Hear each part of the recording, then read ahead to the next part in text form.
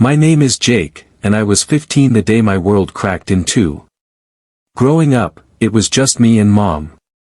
My dad left when I was barely old enough to remember him, and she liked to joke that it was us against the world. For a while, I believed it. She worked double shifts at the diner, came home with tired eyes but still managed to throw a football around with me in the parking lot or heat up mac and cheese while we laughed at old sitcom reruns. We didn't have much, but I never felt like I was missing anything. That all started to change the year she met Gregory. He was a wealthy businessman, the kind of guy who pulled up in a shiny black Mercedes and left tips bigger than my mom's entire paycheck. At first, I thought he made her happy. She glowed when he was around, and I wanted to believe this was good for both of us. But soon, little cracks appeared. Dinner conversations shifted from, "How was your game?" to, "Gregory says his kids are excelling in private school." Shopping trips that used to be about hunting clearance racks became outings where Mom talked excitedly about designer labels she couldn't stop naming. And slowly, I stopped being the center of her world. If you are enjoying this story, please let me know where you are watching from in the comments. Hit that like button and subscribe to follow my journey of betrayal and unexpected revenge. When Gregory proposed after only 6 months, everything moved fast. We left behind our tiny apartment and moved into his massive house in the suburbs. The place had marble floors, a pool, and a home theater bigger than our old living room. It should have felt like paradise, but it never did. Gregory's kids made sure of that. His oldest son, Brandon, treated me like a stray dog that wandered in. His daughter, Madison, rolled her eyes at everything I said. The youngest, Chloe, ignored me altogether. Gregory was polite, but it was obvious. I wasn't part of their family, just an awkward reminder that Mom had a past life. Still, I tried. I told myself maybe, just maybe, this upcoming family trip to Paris would change things. 2 weeks in Europe, just us, no school or chores. Maybe we'd finally feel like a family. But as the suitcases piled up in the living room, I noticed something strange. Mom never asked me about my packing. Gregory never mentioned my passport. And when I peeked at the stack of travel documents on the counter, I counted 5. Not 6. Something in my stomach twisted, but I pushed it down. I didn't want to believe what I already feared. That denial didn't last long. The morning of the trip was chaos, at least, chaos for everyone else. Gregory barked orders about luggage weight and boarding passes. Brandon and Madison argued over who would get the window seat. Chloe twirled around in a brand new designer dress, the kind my mom used to shake her head at in store windows but now praised like it was art. Me. I hovered in the background with a duffel bag half the size of the shiny suitcases lined up by the door. My passport still hadn't resurfaced, but when I asked about it the night before, Mom brushed me off with, "Don't worry, honey, I've got it." She wouldn't look me in the eye when she said it. By the time we got to the airport, the tension inside me felt like a coiled spring ready to snap. The check-in counter buzzed with noise, rolling suitcases, impatient travelers, the sharp tapping of keyboards. Gregory handed over a neat stack of passports to the airline agent, his expression smug, like even travel bent to his will. 1, 2, 3, 4, 5, she counted softly, flipping through them. All set. Here are your boarding passes. I waited, shifting nervously, expecting her to hand me mine next. But she didn't.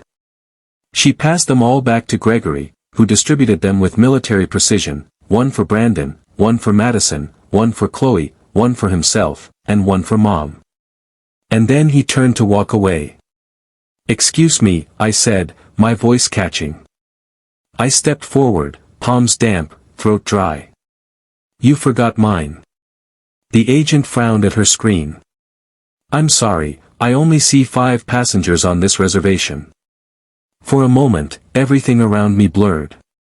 The rolling of suitcases, the chatter of families, the loudspeaker announcements, they all faded into background noise. The only sound that mattered was the pounding of my heart. Gregory cleared his throat. Jake, your mom will explain. And just like that, he steered his kids toward the security line, leaving me standing there. Alone. My mom's hand clamped on my arm, pulling me aside toward a quiet corner near a gift shop.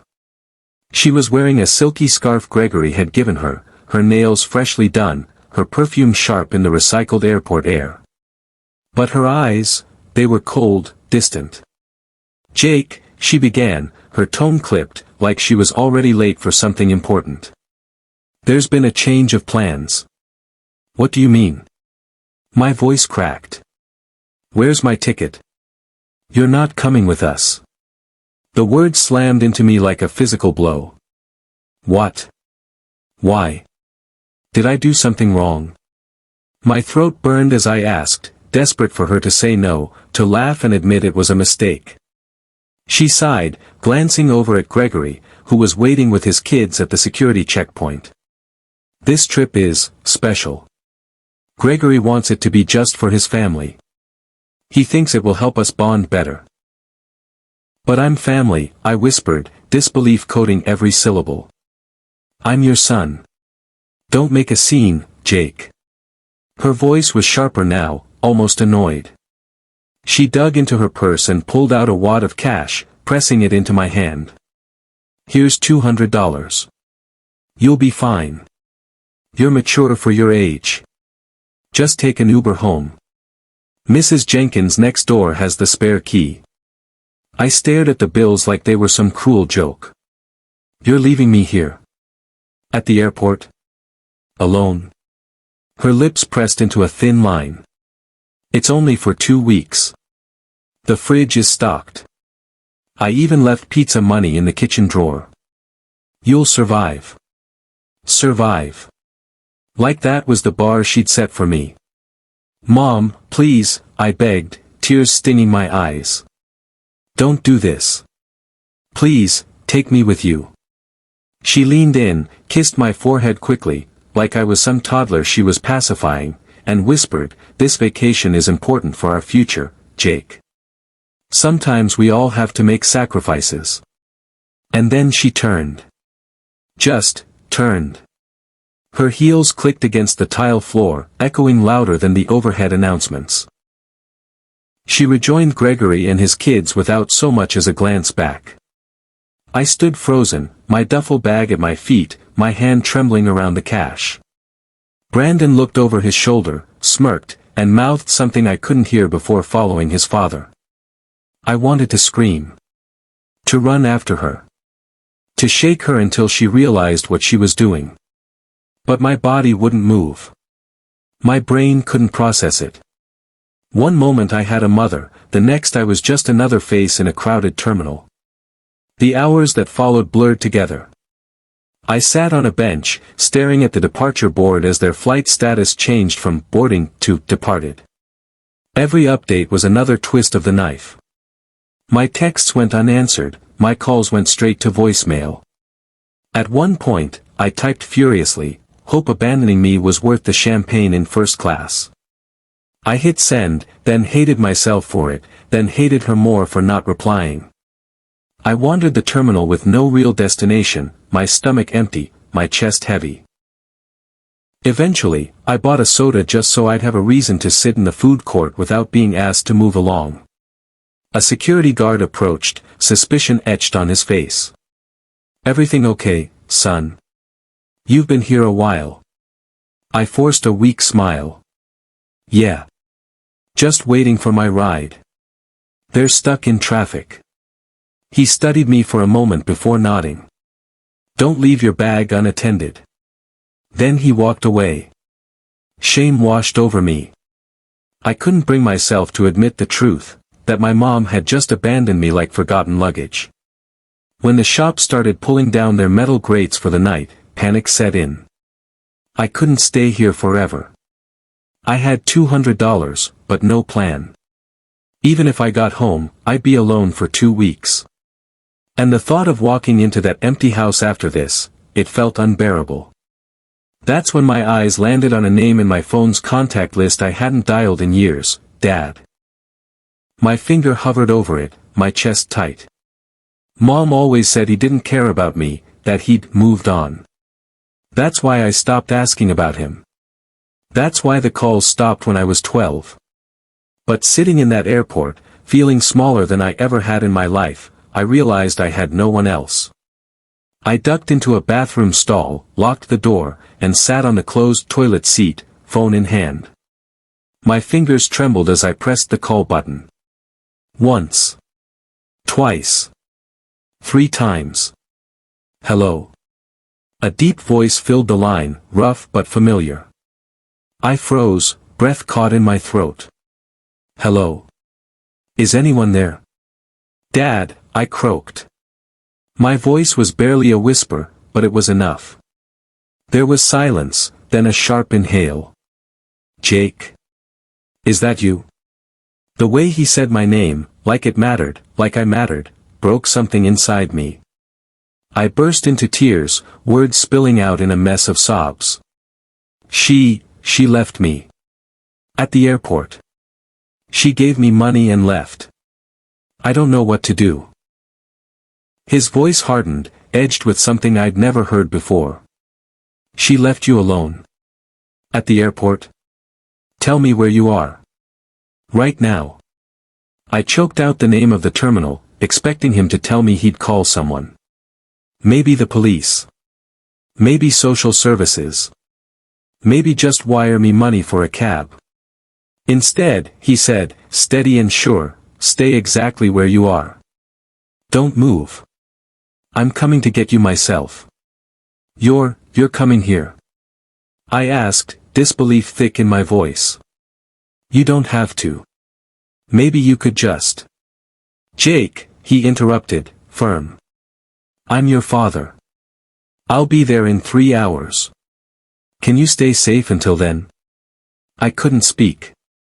I just nodded through my tears until I realized he couldn't see me. Yes, I whispered. Good. Go to the airline's customer service desk.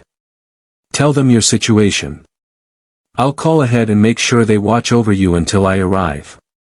When the line went dead, I sat in that stall for several minutes, my chest heaving, my eyes swollen. For the first time in years, I felt something I thought I'd lost forever, hope. I had been left behind. But maybe, just maybe, I hadn't been forgotten. The next 3 hours dragged on like days. I did exactly what Dad told me to do. I went to the customer service desk, still clutching that wad of cash like it could anchor me to something real. To my surprise, the airline staff didn't brush me off. When I explained, in halting words, that my mom had left me behind, their eyes softened.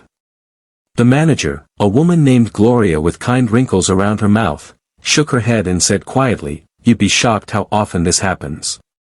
She led me to a small waiting lounge tucked away behind the counters. They gave me a sandwich and some juice, little things that felt like lifelines in the middle of the chaos. And true to Dad's word, within minutes of me sitting down, one of the staff told me, "Your father just called. He'll be here as soon as he can. We'll keep an eye on you until then." Those words should have calmed me, but instead they stirred up a storm inside me. I kept asking myself the same question, why now? Why, after all these years, is he showing up? My mom always said he didn't care. That he'd left us, started over with some new family. That he didn't want me. If that was true, then why was he rushing across the state to pick me up? By the time the PA system called my name, "Will Jake Matthews please come to the information desk?" My legs were shaking so badly I could barely stand. A uniformed airline employee led me through a maze of corridors and security checkpoints. We didn't stop at the main terminal. Instead, we kept walking until the glass doors opened onto the tarmac.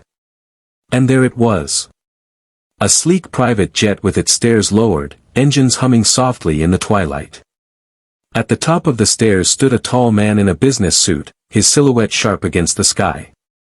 My heart clenched as I recognized him, older, grayer than my childhood memories, but still him. My father. For a moment, I froze.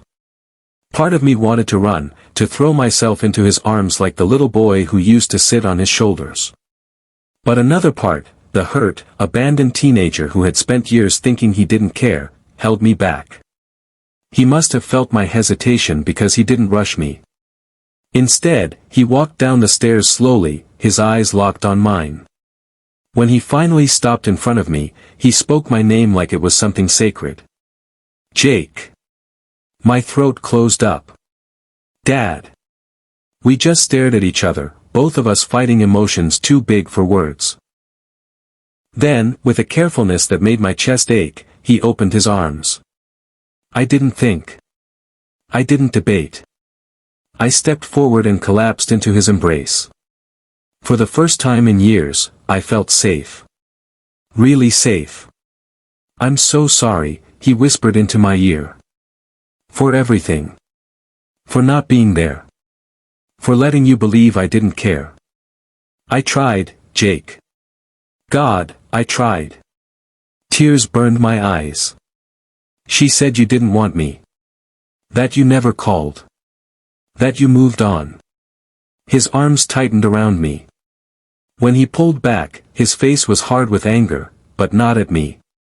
That was never true. Not for a single day. We boarded the jet together, the hum of the engines filling the silence between us.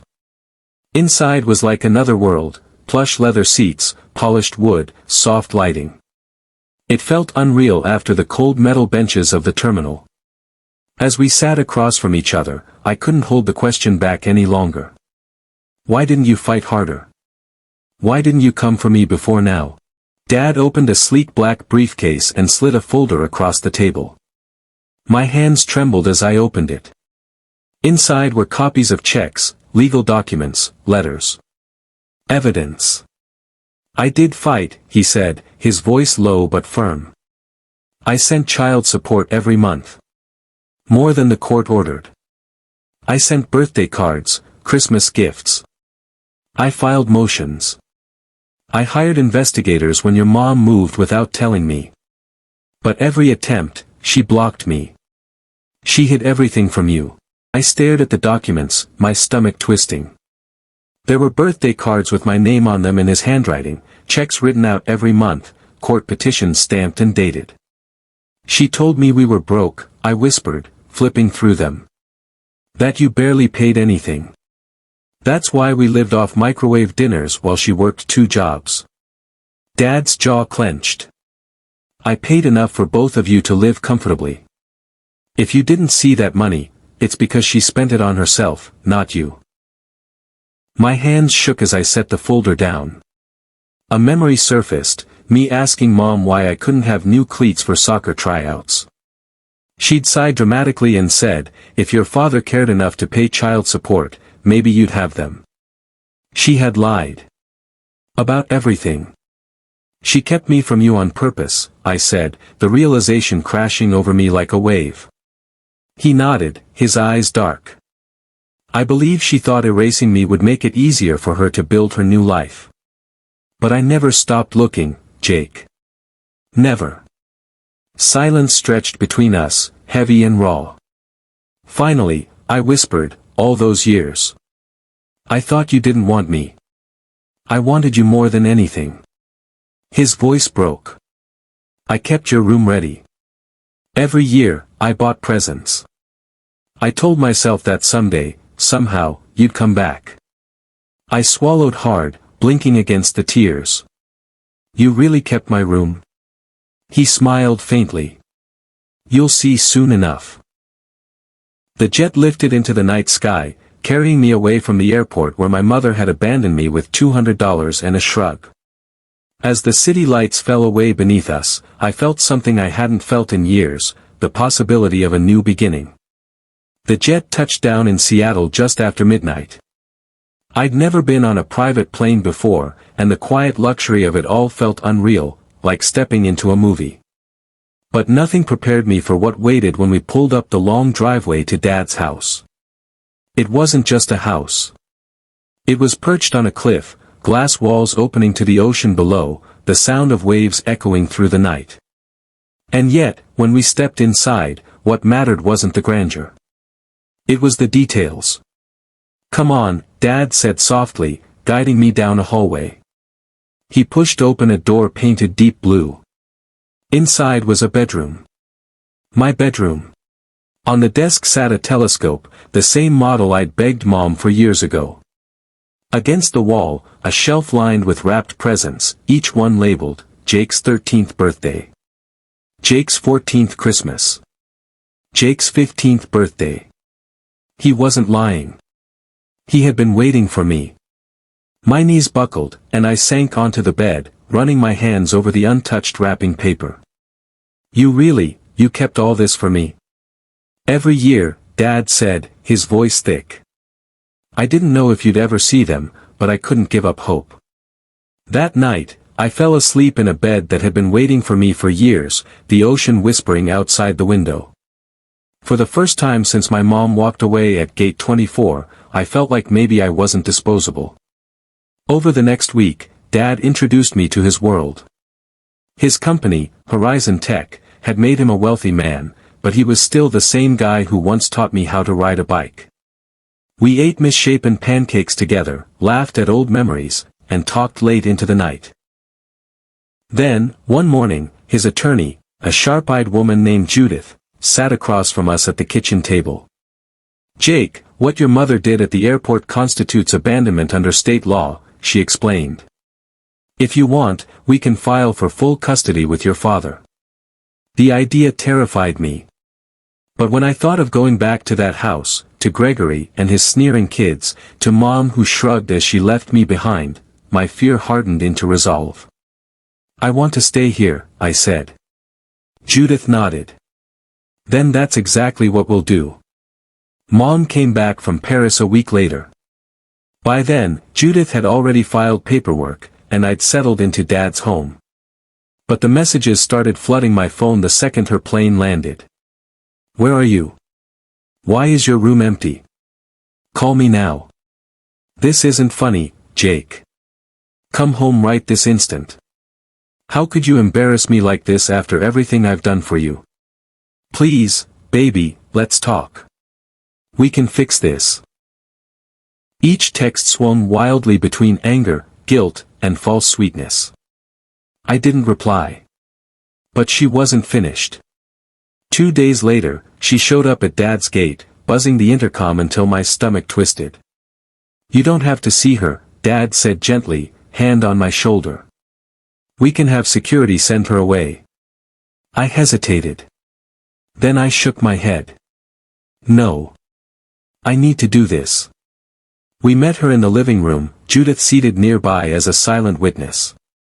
The moment Mom walked in, her eyes darted everywhere, the ocean view, the polished floors, the photos of me and Dad already pinned up on the mantel. Her mouth tightened. "So this is it," she said coldly. "He lured you here with money and gifts." "No," I said, my voice steadier than I expected. "He gave me something you didn't. The truth." She blinked, thrown off. "The truth?" "I found the letters you hid. The birthday cards. The child support payments. All those years you told me he didn't care." Her face flushed. "I was protecting you from disappointment. He wasn't reliable." "Stop." My voice cracked like a whip. "Don't rewrite this. You didn't protect me. You stole from me. You took away my dad." Her mouth opened, then closed again. For the first time, she didn't have a quick excuse. "You abandoned me at an airport," I said quietly, the words heavier than any shout. "You handed me cash like I was baggage you didn't want to carry. That's not protection. That's betrayal." Tears welled in her eyes. "I was afraid of losing Gregory," she whispered. "He didn't want complications." My chest hollowed out. "So that's what I was to you? A complication?" Silence. Finally, she reached for me, her hand trembling. "Jake, please. I made a mistake. But you're still my son." I stepped back. "I'm not coming home with you." Her face crumpled, but I didn't let myself soften. Dad placed a steadying hand on my shoulder. Judith cleared her throat, reminding her, the court will decide custody, but Jake has made his wishes clear. For the first time, Mom didn't fight. She just stood there, small and defeated, before turning and walking out the door. This time, I was the one who didn't look back. The months that followed weren't easy. Court hearings, therapy sessions, learning to trust that my dad was really here to stay, it all took time. But slowly, life began to feel like mine again. At school, I made friends who didn't care about money or last names. At home, I rediscovered the joy of having someone ask about my day and actually mean it. And in therapy, I learned that my mom's choices didn't define my worth. Sometimes, I still see her. Court-ordered visitation. She tries, sometimes apologizing, sometimes slipping back into old habits of blame and denial. But I keep my boundaries. Because here's what I've learned, family isn't about who shares your DNA. It's about who shows up. Who chooses you, over and over again. That day at gate 24, I thought my life was ending. In truth, it was just beginning. I was 15 when my mom abandoned me at an airport. But I wasn't alone. Not really. I just hadn't realized yet who had been waiting all along. Abandonment hurts, but it doesn't define you. Comment below if you've ever had to set boundaries with family, and don't forget to like and subscribe for more powerful stories.